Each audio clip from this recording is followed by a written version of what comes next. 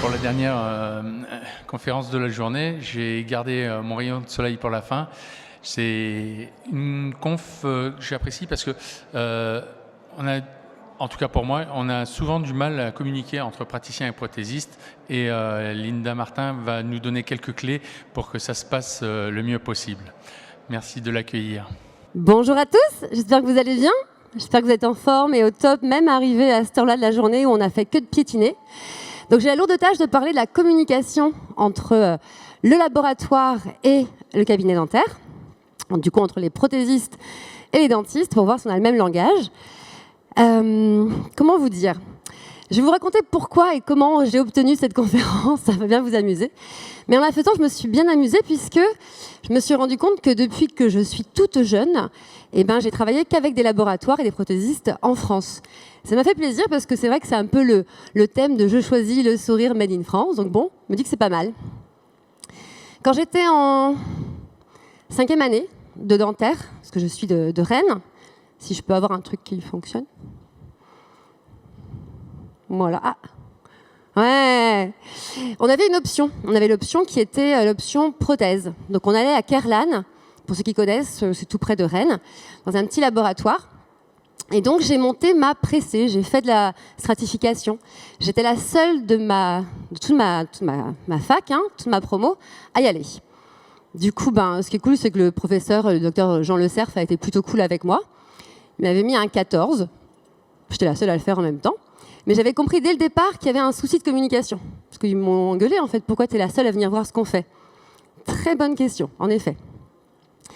Donc j'ai compris que c'était primordial de pouvoir se comprendre et partager ensemble. Et quand je lui ai demandé pourquoi j'ai pas eu plus que 14, il m'a dit « mais même moi, je me mets 14 ». Donc je me dis que ça allait quand même.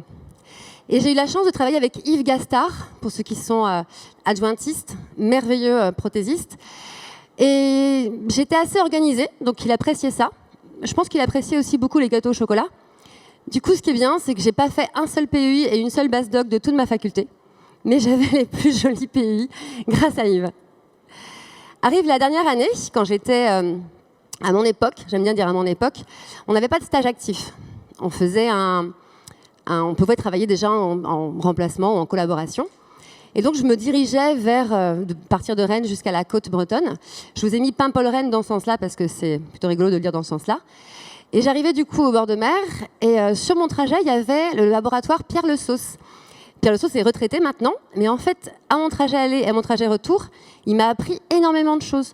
Pourquoi il fallait bien marquer les limites pour un inlay corps, par exemple. Je parle peut-être d'un temps un petit peu à l'ancienne, mais ça me ramène aussi à mon temps. Comment améliorer mes empreintes ? Et ça me préoccupe encore maintenant de savoir est-ce que mes empreintes sont belles, qu'elles soient en numérique ou en conventionnel. Et puis quand je suis arrivée dans le coin pour m'installer, j'ai la chance de commencer en même temps qu'un prothésiste d'adjointe, Mathieu Derrien, même âge que moi. Donc du coup, il y a eu de la communication tout le temps dès le départ. Le temps passe. En 2017, je rencontre Kathleen Andrieux, qui est une céramiste, qui était une céramiste. Vous allez voir beaucoup de cas avec elle. Et on a été 2 fois se former ensemble avec Hélène Di Crescenzo, près de Saint-Tropez, au projet esthétique virtuel. Hyper important aussi de venir avec son praticien, avec son laboratoire dans vos formations pour parler la même langue. Et puis Didier m'a donné d'ailleurs pas mal de petits conseils que vous verrez après. Arrive ensuite mon intérêt pour l'implantologie. Donc depuis 14 ans maintenant que je pose des implants. Et j'ai même écrit un article avec Philippe Lebel sur le profil d'émergence. Écrire un article avec un prothésiste, c'est pas facile. Vous écrivez comme vous parlez. Il a fallu tout remanier. L'article était vraiment chouette. Il avait été publié dans Stratégie prothétique. Et du coup, depuis, je suis dans le comité de rédaction. Même si maintenant, on peut dire feu, stratégie prothétique. C'est quand même dommage, c'est les dernières revues qui vont sortir, alors que c'était vraiment la revue qui était le lien entre le laboratoire et le cabinet. Après, le numérique est arrivé, donc j'ai voulu me mettre à la au guide pour la chirurgie guidée. 1 an, 2 ans, je galère, jusqu'à faire une rencontre en 2021 avec mon Armando chéri, qui travaille pour DGS Solutions, qui enfin on a compris à travailler correctement avec ses guides ouverts. Et vraiment, ça a été un grand tremplin pour la chirurgie guidée. Après, tout ce qui peut être un peu plus compliqué, un peu difficile et qu'on a besoin vraiment de se projeter avec le SmileCloud, là, je fais appel à Sophie Dalem.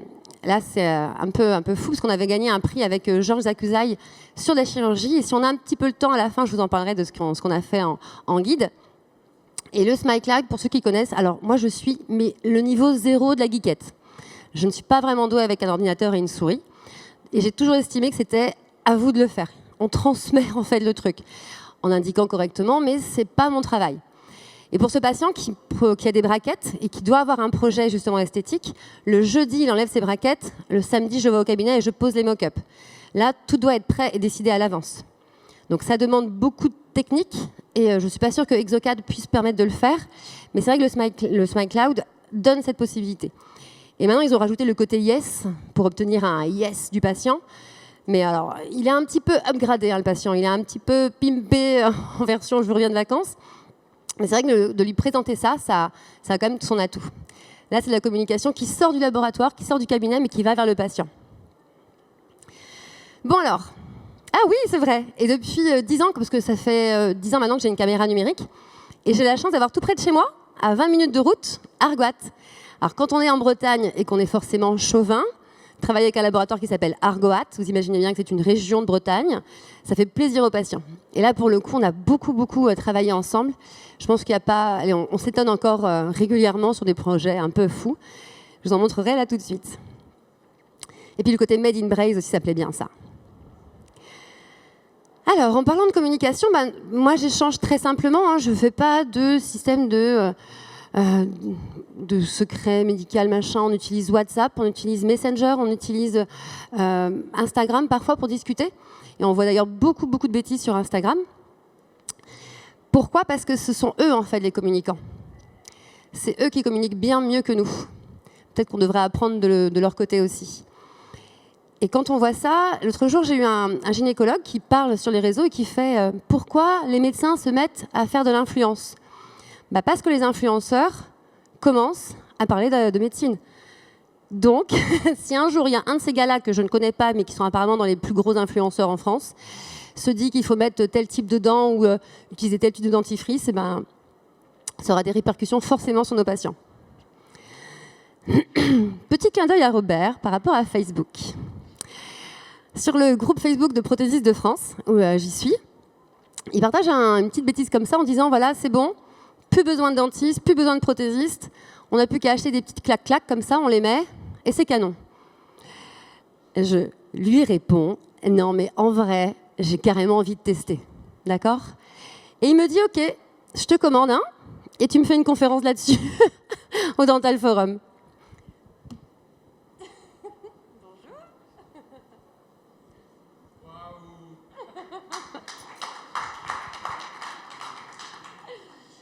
Je vous ai pas fait la photo. Je vous ai juste mis ça parce qu'on voit quand même que c'est complètement dégueulasse. On est d'accord ?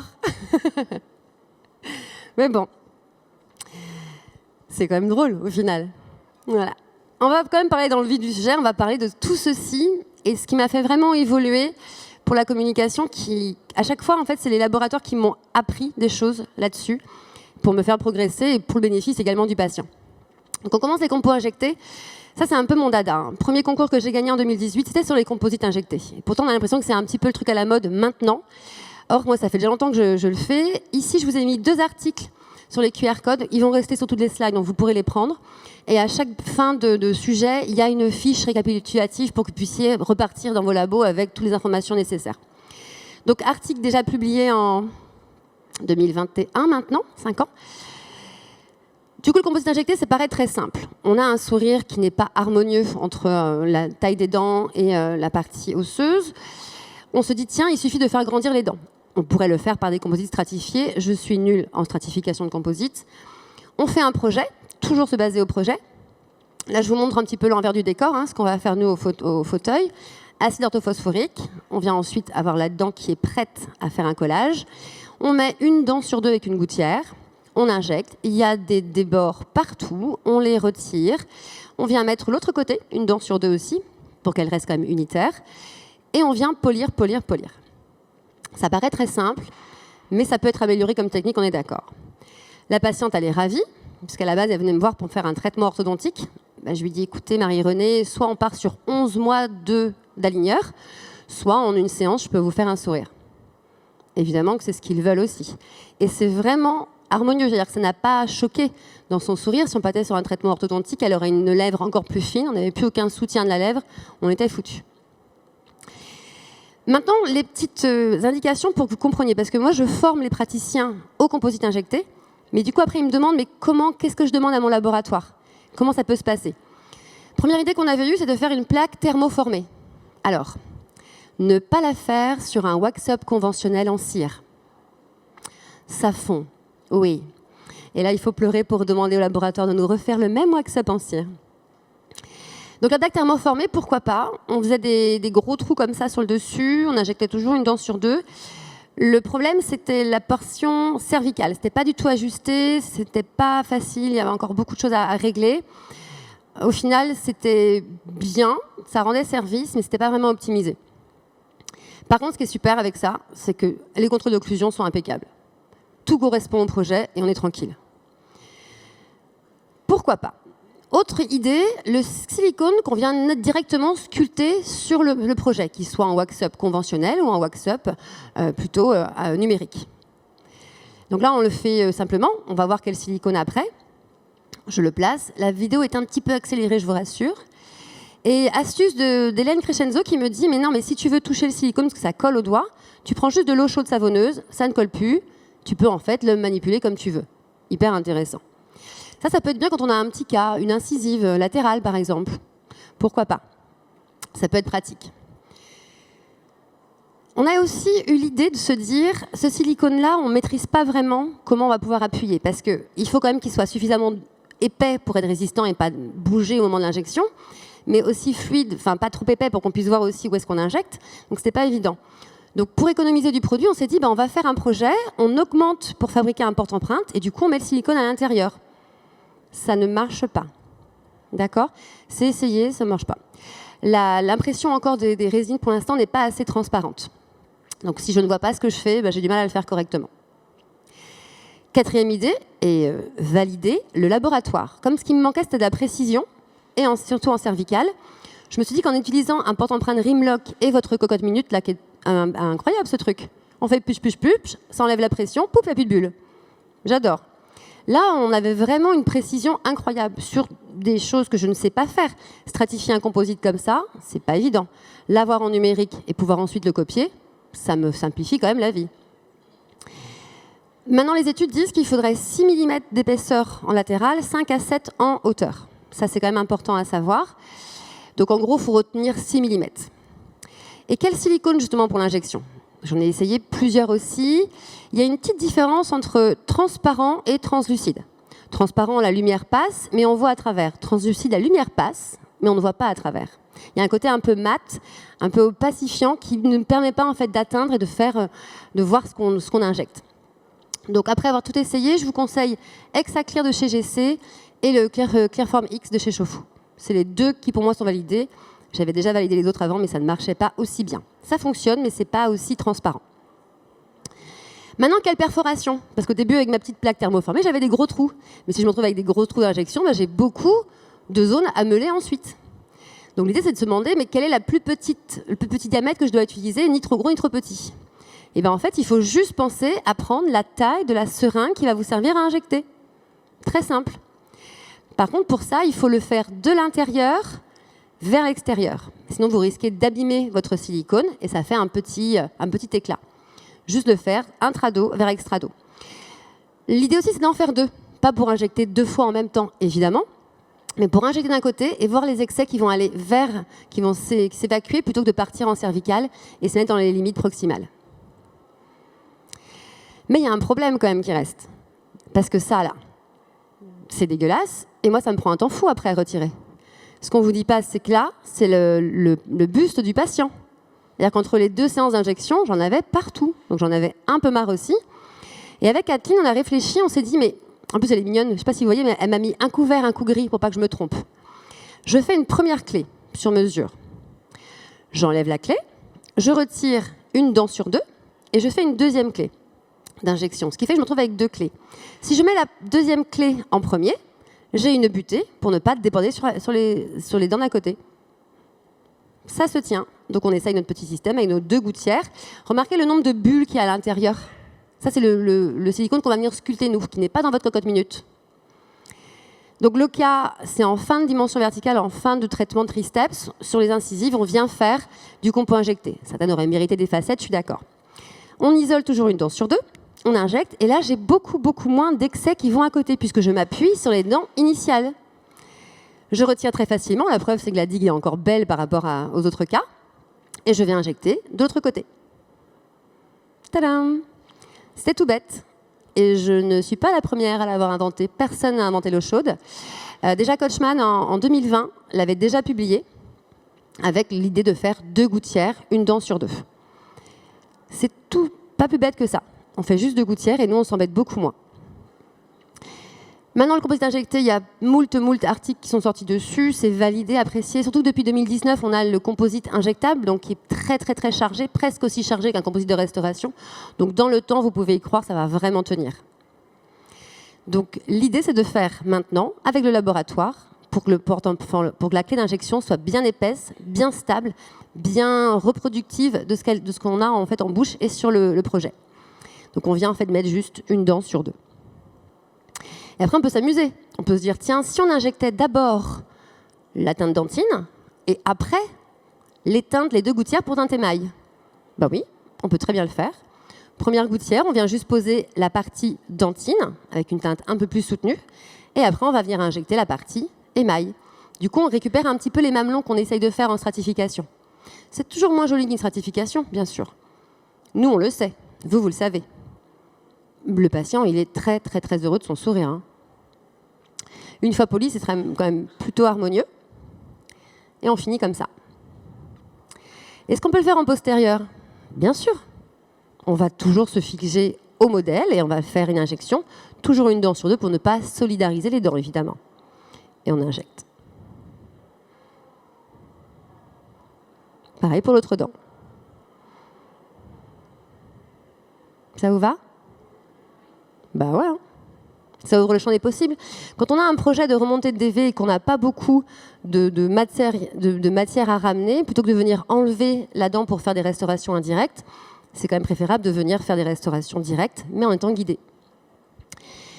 Ici, une jeune femme, Tiffaine, qui n'aime pas son sourire, elle est vraiment avec son diastème assez important. On fait un projet d'aligneur de façon à harmoniser les diastèmes. Ça va nous faire un petit récapitulatif très simple. Une fois que le traitement orthodontique est terminé, on va pouvoir, selon le projet, venir grandir ses dents. J'aurais pu le faire aussi en stratifié. Vous avez compris que je préfère l'injecter. Toujours une dent sur 2, on photopolymérise l'adhésif et on vient injecter. Là, la gouttière, elle est vraiment parfaite. On voit bien les 2 petits endroits pour venir injecter. Un qui injecte et un où il y a les excès. Et on vient mettre à l'intérieur. On a très peu du coup à polir, mais on en profite parce que j'ai accès aux parties proximales. Et c'est parti pour la deuxième phase, une dent sur 2. Voilà. Si j'avais eu ça dès le début, j'aurais peut-être moins galéré au départ. Hein. Donc la Tiffaine, elle repart comme ça. Une séance. Sans les 4 mois de traitement ortho, bien sûr. C'est moins joli que de la stratification. Toujours.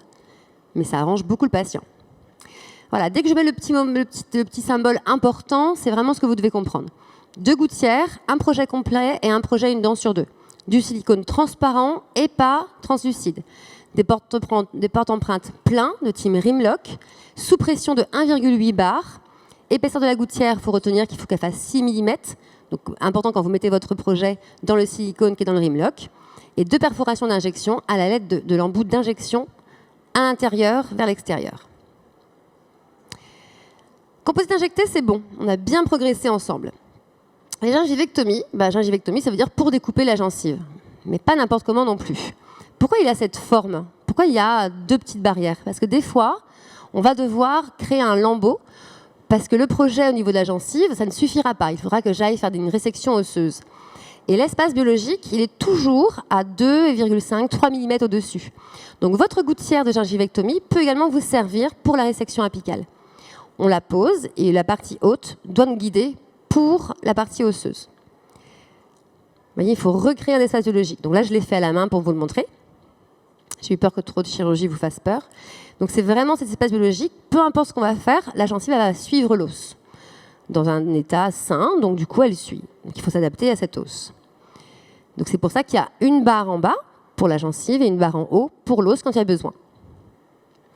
Donc ici, petite vidéo. Là, pas besoin de resséquer l'os. Donc on va venir la poser.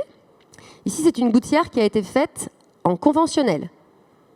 D'accord ? Il n'y a pas eu d'impression de gouttière de gingivectomie. Donc c'est tout à fait réalisable également avec cette petite résine qu'on retrouve. C'est un bistouri électrique, donc ça vient découper et cautériser en même temps.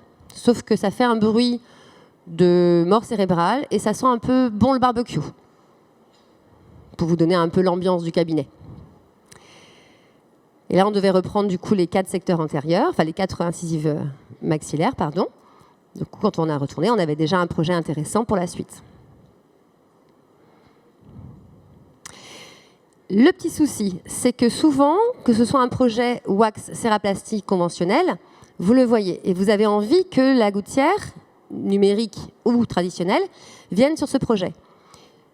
Au cabinet, on va poser cette gouttière sur les dents existantes. Donc il faut bien anticiper et bien reporter ce que vous avez comme projet pour que ça puisse être mis sur les dents actuelles et pas sur les dents futures. C'est là où c'est plus difficile du coup à gérer. Ici, on a du coup le petit Théo. On va faire le même système, sauf que là, on va le faire en numérique. On projette du coup de faire une gingivectomie et des composites injectés le même jour. Donc le guide de gingivectomie doit être mis sur les dents actuelles, pas sur le projet final. Ça doit être fait en fait sur cette partie-là. Je pense qu'en numérique, ça doit être plus facile qu'en traditionnel pour le coup. Donc je vous montre rapidement. Donc le avant-après, déjà juste après la chirurgie, je trouvais que ça avait bien amélioré son sourire. Et après, on va venir compenser les diastèmes. Je ne reviens pas sur le composite injecté promis. Donc une gouttière imprimée ou manuelle. Pour une restauration directe ou indirecte, ça peut être pour des futures facettes avec des phases transitoires, des futures couronnes avec des phases transitoires.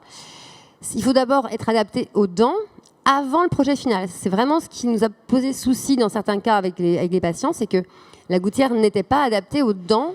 Il aurait fallu que je pose un mock-up en bouche pour pouvoir traiter la gencive. Et ce rebord de 2,5 à 3 mm pour l'espace biologique, si besoin de résection osseuse. On va prendre le grand chapitre maintenant des mock-up. Alors là, intéressant.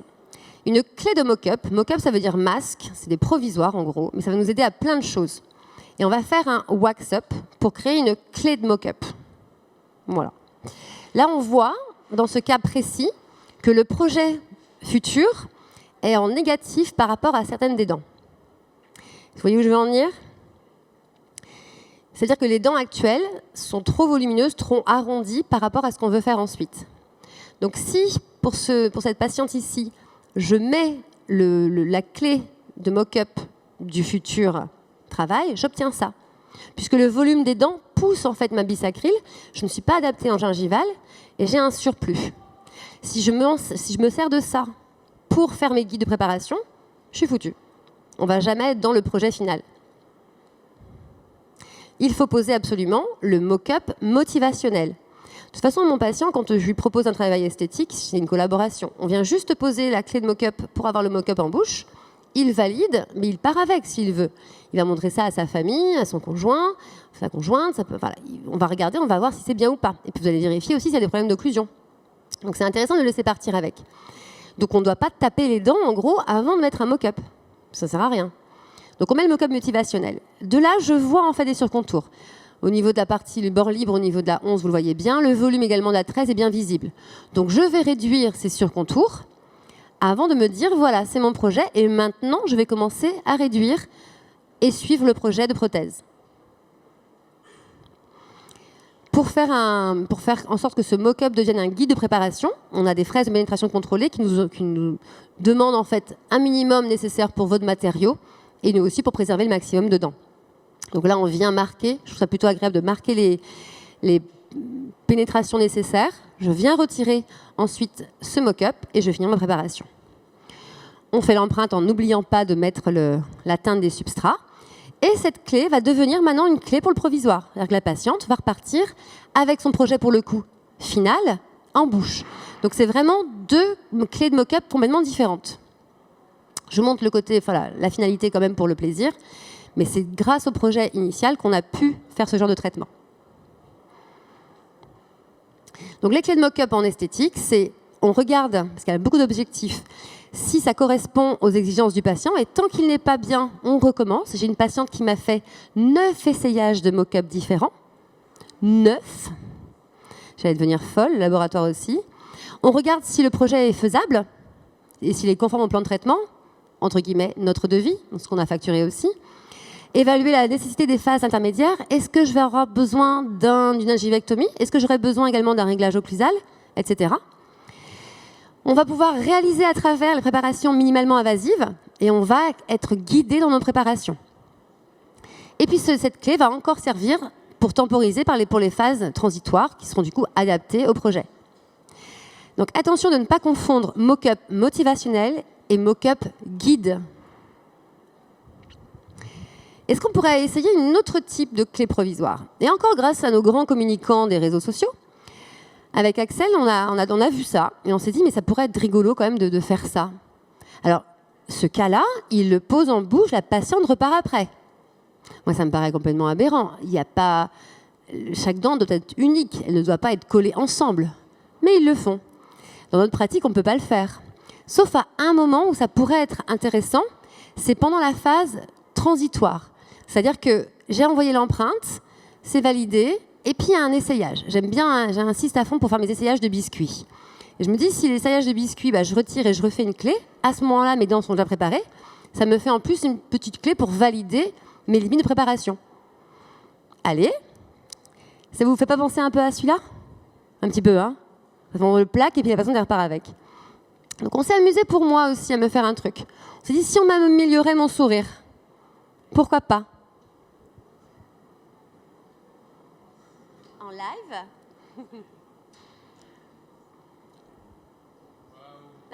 Ouais, je l'aime pas trop. On a fait pire. Et si on insistait à fond pour voir les limites du truc? Est-ce qu'on ferait pas un truc genre crac-crac, cagole? Tu vois? On voit bien la lumière là? Je crois que c'est filmé. Hein. Donc ça ne tient pas et c'est absolument dégueulasse. Enfin, vous l'avez en gros plan là. Je n'ai pas mis ma photo. Non. Je vois bien les téléphones qui se lèvent à ce moment-là. Hors de question que je mette ma photo avec ça. Hein. OK? Mais ça pourrait être intéressant. Donc là, c'est le même patient qui vient pour mettre son mock-up. On pose le mock-up du coup motivationnel. Il va nous servir également au guide de préparation puisque le projet nous montrait qu'on n'était que additif dans ce cas-là. Des fois, ça peut être le même. Hein. On prépare. On va venir du coup envoyer les empreintes au laboratoire. Là, c'est le mock-up, donc le provisoire qui a été réalisé pour les phases transitoires. Donc, je viens de préparer les dents. Je pose ce mock-up ici grâce à ma clé et la patiente repart avec. Dac. Elle revient 2 semaines après. C'est pas très joli, mais le but, c'est qu'elle revienne quand même mettre ses facettes aussi. Voilà. Et là, on s'est dit, on fait l'essayage. Je vais essayer du coup les facettes. On regarde la forme, on regarde la couleur. Je choisis ma pâte également de colle. Il y a différents types de couleurs pour le collage. J'essaye également avec de la glycérine pour révéler un petit peu le côté visible, pour révéler les couleurs. Et on a réalisé ce petit clé de mock-up en provisoire. Donc on va voir si sur elle, ça marche mieux que sur moi en tout cas.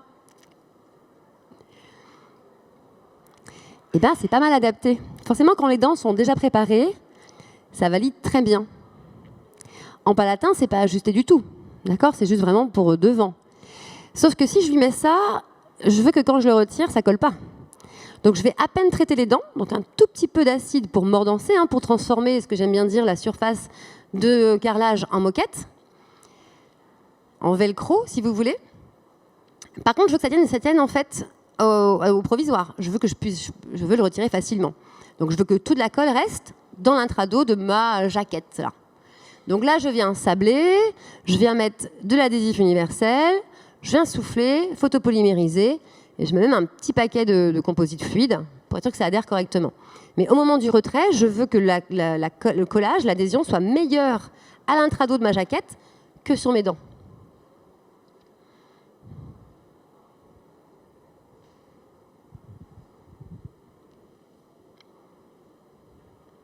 Voilà, là on en met bien, hein, gentiment. Et une fois que je vais avoir fait ça, j'aurais plus qu'à couper ma petite grille. Je l'ai quand même laissée, j'ai fait comme dans la petite vidéo Instagram, j'ai laissé la clé de support d'impression pour pouvoir l'enlever une fois en bouche. Au cas où il y a une fragilité. Là, je prends le pinceau et j'enlève tous les excès, au maximum en tout cas. On photopolymérise rapidement, je sais pas, 20 secondes pour toutes les dents, et je coupe mes petites targettes.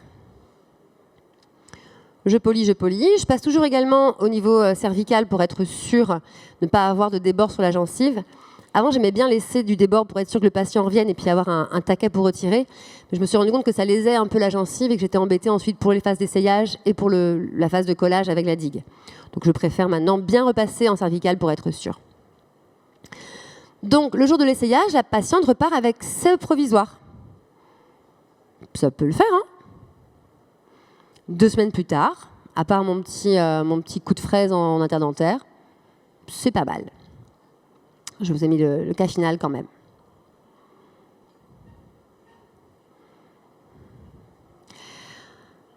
Donc pourquoi pas. Maintenant, on va parler des mock-ups en remontée de DV. Quand on va gérer l'occlusion, c'est pas évident de pouvoir en fait mettre une seule clé et ne pas avoir d'appui. Vous êtes sûr de vous retrouver dans un cas où vous avez tout de biais quand vous retirez tout. Donc il y a des façons de faire. Ici pour Séverine, il y avait une atteinte. Ça, c'est 3 ans de citron. Hein. Seulement 3 ans. Donc si vous avez commencé, arrêtez. Si vous avez des amis qui le font, arrêtez. Vous mettez un citron une dent dans du citron, dans une semaine, il n'y a plus d'émail. J'ai mis un arc facial pour faire plaisir à Xavier. Voilà. Je fais old school. Et donc, on fait la céraplastie, donc le wax-up traditionnel. Et ici, vous allez avoir la clé de mock-up. Et c'est très important de comprendre qu'il y a 2 clés par arcade. On va d'abord injecter une portion, donc je vais mettre de la bisacryl sur les portions où il y a les flèches. Et quand je vais venir le mettre en bouche, ça va appuyer sur les dents initiales. Et une fois que j'aurai du coup fait grandir les dents, je pourrais mettre la deuxième en mettant ma bisacryl que sur les portions antérieures et postérieures. J'avais un appui stable. Ça, vous connaissez, hein, c'est du silicone Zermac, là, c'est 96 short, je crois, un truc, c'est super dur, ça. Hein. Pareil pour la mandibule. On fait certains en ayant un appui antérieur et postérieur, et ensuite, je viens gonfler la deuxième partie pour l'antérieur et la petite postérieure. Mais la première clé, les dents où je ne vais pas mettre de bisacryl, c'est les dents actuelles. Donc en bouche, ça donne ça. On met du coup le mordansal, je mets ma petite clé, ça tient. Et ensuite, je mets la deuxième partie. Je viens bien mettre de l'acide en postérieur et en antérieur. Et je mets la clé. Et ma prothésiste Kathleen m'a écrit sur les clés. Le jour, j'ai reçu 5 clés. Déjà, il m'en faut que 4, je ne comprenais pas. 5 clés, pas d'indication, pas de marquage, rien, pas de haut, bas, 1, 2, rien. Voilà, à moi de trouver comment ça c'était quoi. Donc, elle m'écrivait dessus. Pour être sûr. Et là, ce qui est cool, c'est que, voyez, pareil au maxillaire, sur la partie médiane, et ensuite, on va faire l'antérieur et le postérieur grâce à la deuxième clé. Voilà. Déjà, dès le jour de la pose de provisoire, on a changé le sourire de la patiente.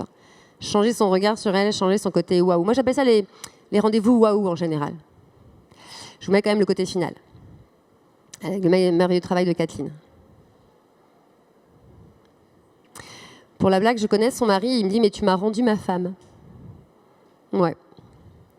Et si maintenant, on pouvait également faire une alternative pour ces mock-ups, pour les remontées de DV. Donc là, on a le très souriant Olivier. Il ne sourit pas parce que lui, il n'aime pas du tout son sourire. C'est un coach de fitness et ostréiculteur.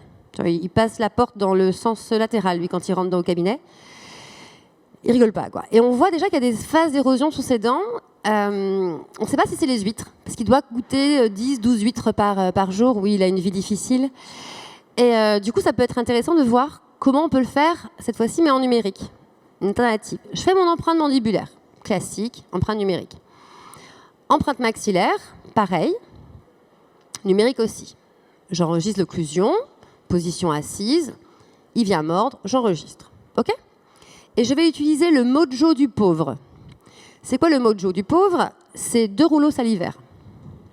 Je mets dans le fond, je fais mordre, 1 fois, 2 fois, 3 fois, c'est reproductible, OK. Et donc je vais créer en fait un 4e document, qui est une biocopie. Si le patient est en prognathie, vous pouvez une biocopie mandibulaire, mais je crée une biocopie maxillaire et j'enregistre une occlusion.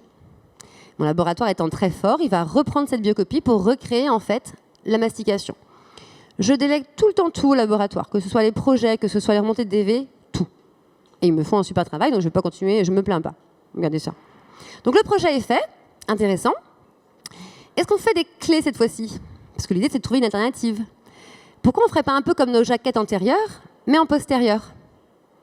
On va faire des petites plaques comme ça, imprimées, de résine, pour venir remonter la dimension verticale d'Olivier. Donc le jour même, je lui pose tout, donc on vient traiter, préparer, ça c'est classique, on vient mettre en bouche et il ressort avec cette bouche-là. Il repart comme ça. J'ai juste eu à clac, clac, clac à poser, pas avec mes 2 étapes de clé. Et il est comme ça. Déjà, il trouve que c'est pas mal. Moi, je trouve ça pas beau, hein. On est OK. On est en janvier. Et il n'est pas revenu avant 6 mois. Il y a eu un Covid, il a été Covidé. Non, c'est pas la même année que le Covid. Il a été Covidé, il a eu une sciatique, il ne pouvait pas s'allonger. Donc 6 mois après, j'ai eu un nouveau Olivier. Il souriait avec ce sourire-là, mais il dormait mieux. Plus de maux de tête, plus rien, plus de douleur de cervicale, nickel. Tu dis, bon, là on a quand même fait du bien. Et surtout, rien n'avait cassé. Rien n'avait cassé. Donc si ça casse pas, bah, passe la seconde, quoi. Donc on a préparé à travers ces clés, un peu comme des guides de préparation. Et on est venu du coup ensuite faire les empreintes. Donc je vous passe les étapes de minimalement invasive. Il ne faut juste pas oublier qu'avant de tout démonter, bah, vous n'avez pas votre clé de mock-up, quoi.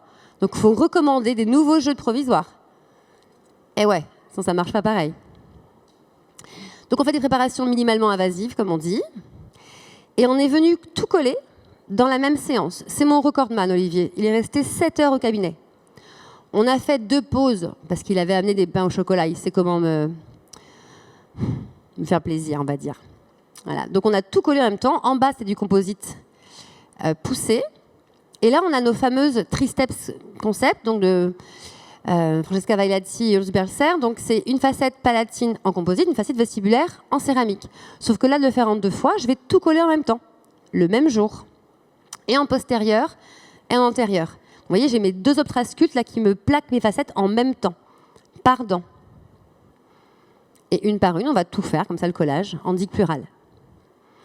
Le patient, dans la journée même, grâce au projet initial, on a tout validé. Et là, il sourit. Ça y est. Donc, ce sont les mêmes objectifs, en fait, que pour les mock-ups antérieurs, sauf qu'il faut bien s'assurer qu'il y ait de la stabilité et du respect du projet. Et ça, c'est avec les doubles clés, médiane et l'autre qui va faire antérieur-postérieur. 2 petits points rigolos, parce que je voulais quand même vous montrer sur les cantilevers. Parce que Hélène et Didier ont écrit des articles intéressants dessus. Et moi, ça fait longtemps que je fais des cantilevers. Là, c'est un très ancien qui est en disicate de lithium. Maintenant, depuis 5-6 ans, on fait tout en zircone. Des fois, je fais même extraction, pose le même jour de mon cantilever, même si ce n'est pas conseillé. L'idée, c'est vraiment d'avoir un peu l'évolution, mais surtout de voir quels sont les principes, en fait. Comment on peut la réussir. Qu'est-ce qu'on va vous demander, nous, pour que ce soit facile ensuite ? Déjà, il faudra préparer le berceau de réception de cet intermédiaire de bridge cantilever. Donc on avait fait une petite gouttière comme ça pour Arthur, parce que du coup il y avait des agénésies de 41 et 31. Donc du coup, je suis allée mettre une cueillette, c'était pas une extraction réellement. On a mis cette petite gouttière. Évidemment qu'il ne l'a pas portée. Donc j'ai dû repréparer le berceau avec un petit bistouri. La préparation est très très très fine et en lingual, du coup on a toute l'épaisseur qu'on veut, puisqu'en lingual on n'est pas gêné par l'occlusion. Et donc on va préparer en fait notre collage. Et la petite clé, elle doit venir se positionner de façon ferme, sans être en rupture. Donc on doit la positionner sans criper, pour ne pas la casser, parce que j'en ai déjà cassé une. L'ailette en fait peut bouger, donc elle doit bien la plaquer complètement. Et surtout, vous devez pouvoir retirer tous les excès de collage. Donc tout le pourtour de l'ailette doit être dégagé pour pouvoir en fait passer un petit coup de pinceau et enlever les excès de colle. Donc ici le profil. Donc les bases du cantilever, c'est agir selon le projet du wax-up toujours, prévoir des phases transitoires pour ce berceau gingival. Le matériau, bon là on va voir, c'est vraiment un autre sujet, ça pourrait être une conférence entière d'ailleurs. Concevoir une clé stable qui ne rentre pas en force, mais qui maintient bien le cantilever. Vraiment, il doit être calé. S'il bouge, c'est que la clé n'est pas adaptée. Et il va falloir aussi qu'elle n'appuie pas sur le pourtour de l'ailette pour permettre l'élimination du collage. Petit point rapide sur encore la communication entre le laboratoire et le cabinet qui font progresser. Et puis là, on va faire un petit peu, j'avais prévu de le faire au cas où j'avais le temps, de ce petit truc-là. Je ne sais pas si vous voyez ce que c'est. L'article, on l'a appelé « La dent et le Lego ». On dirait une fable de La Fontaine. Le patient arrive comme ça.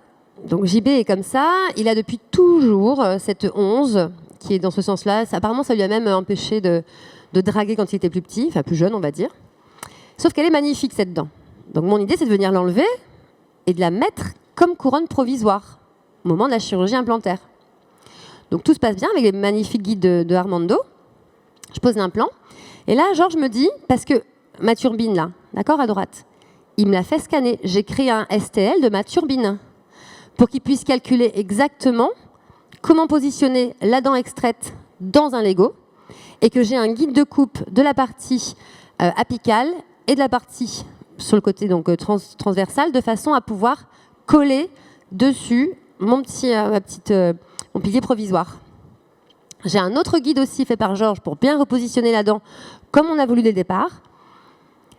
Et il repart comme ça. Ça fait 3 ans maintenant qu'il est comme ça. Qui veut me faire la céramique?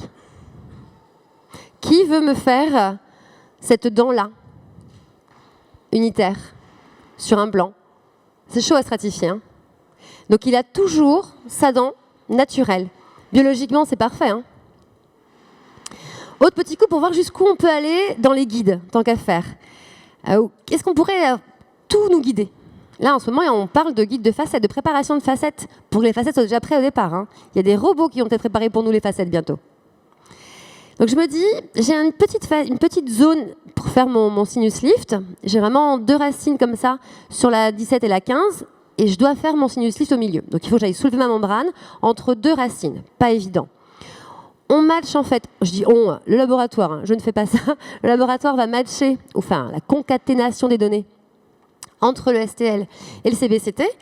On va dessiner en fait dans un guide la fenêtre que je dois faire, parce qu'en général, j'ai un côté très féminin. Moi, j'attaque la fenêtre, je me dis je vais faire ça, et puis je commence, et je m'arrête à la moitié, et je m'arrête encore à la moitié. J'ai toujours le quart de fenêtre que je veux. Vaut mieux plus petit que pas grand, mais je me galère après.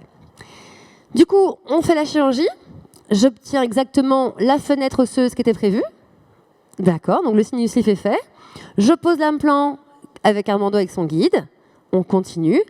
On a même poussé le bouchon à faire un guide pour fabriquer le SSA. Même le SSA est guidé dès le départ. SSA, c'est la vis de cicatrisation personnalisée en extraction implantation immédiate en secteur postérieur. SSA. Et le résultat final.